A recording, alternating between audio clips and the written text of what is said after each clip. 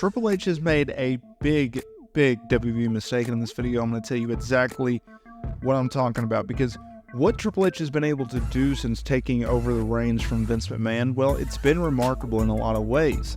You go from a time where WWE was, let's be real, very disliked among most wrestling fans because of the creative leadership under Vince McMahon. For years, he would be voted as worst promoter, in wrestling. People criticized his product all the time. They thought he was an out-of-touch old man who just simply has not kept up to the times, despite being one of the best promoters in the history of the pro wrestling business. Although, be it, he is a very devil-esque type figure now, following the horrendous allegations made by former WWE employee Janelle Grant.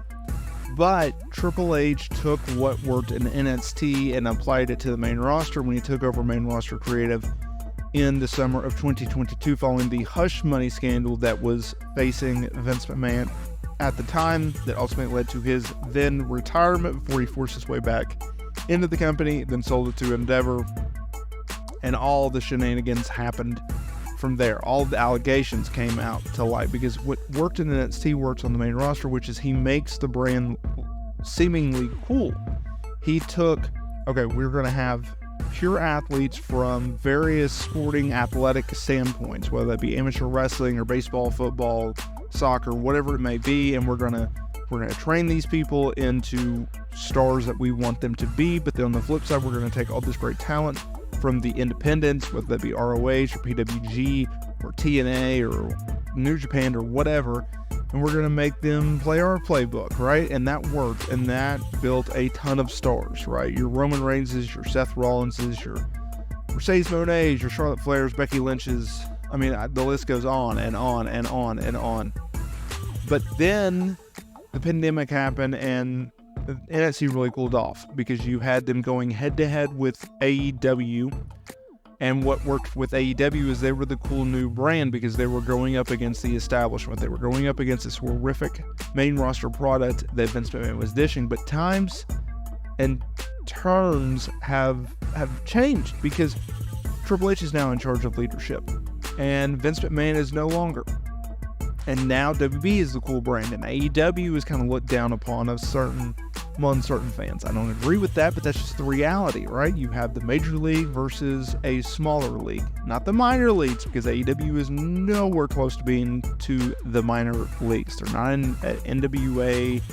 They're not even a TNA, right? Like, it's not even close. They are the second biggest promotion in the world. We've had AEW stars like Cody Rhodes and Jade Cargill jump from AEW to WWE, and we've had various stars from WWE jump to AEW, and they could have gotten a recent AEW star, and that's what today's video picks up upon, right?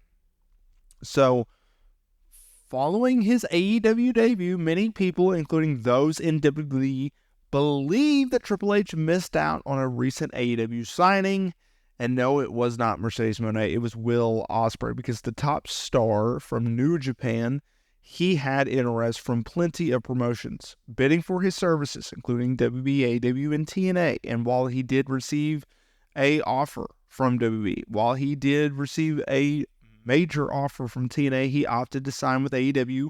An announcement that was made official in November of 2023 at the Full Gear pay-per-view event, with him starting at AEW Revolution, where in his full-time AEW debut match, he went over Kyle Fletcher and is now slated to meet Bryan Danielson at the Dynasty pay-per-view in April. And while speaking on Wrestling Observer Radio, Dave Meltzer recapped a recent promo by Will Ospreay hyping up his upcoming bout at Dynasty against the former WWE star.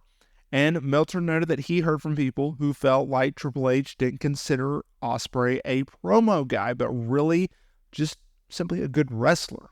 Now, keep in mind that before this promo, and really before he went to AEW, Ospreay had been knocked in the past by many for his promo ability. A lot of people didn't think he was a good promo at all.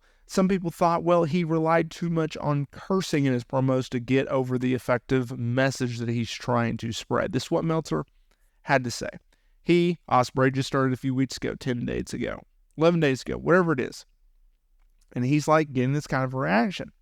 And I know people in WWE, when this was going down, the promo, it was becoming very clear that he was going to AEW and not WWE. WWE offered a lot less money. And I know there were people going like, Triple H, didn't realize, WWE didn't realize that he was just one of those great wrestlers. But this guy has a chance to be, we'll see, as far as the complete package.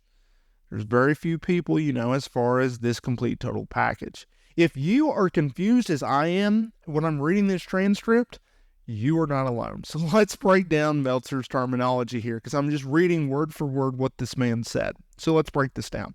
First of all, Ospreay cut a heck of a promo on the March 13th episode of Dynamite. Number 2, he did receive a WWE offer, but it was for a lot less money. Third, Triple H did not think that Ospreay was a total package wrestler, meaning he did not think he was a great promo. He just thought he was a really good in-ring wrestler. Okay? Number 4, and finally, Meltzer saying that Ospreay is a total package because he can cut great promos and he's a great wrestler in the ring. I mean, there is a reason why Ospreay is considered among many as the best wrestler in the world right now. An honor in which he took over from Kenny Omega.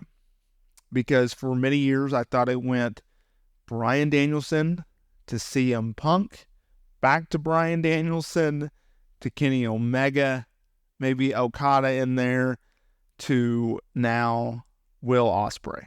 And he showed that with his match with Kyle Fletcher. You got to keep in mind on this. Eric Bischoff, I cover his podcast, both of them, 83 Weeks and Strictly Business, twice a week for 411 Mania. And this man is so critical of AEW and Tony Khan. It's annoying to a point, but he has publicly praised AEW for signing Will Ospreay. He has publicly praised Will Ospreay for being such a great wrestler, and he is, and he deserves every bit of that praise. And what AEW has right now with the Will Ospreay signing, with the Okada signing, with the Mercedes Moné signing, there's a lot of potential there. There's a lot of potential there. And on the AEW Dynamite Big Business episode, y'all, that show had a different feel. It had a special feel. It had a big fight feel. It had a big episode feel. And I look forward to seeing what they can do going forward with all this new talent, as well as existing talent in this new era in which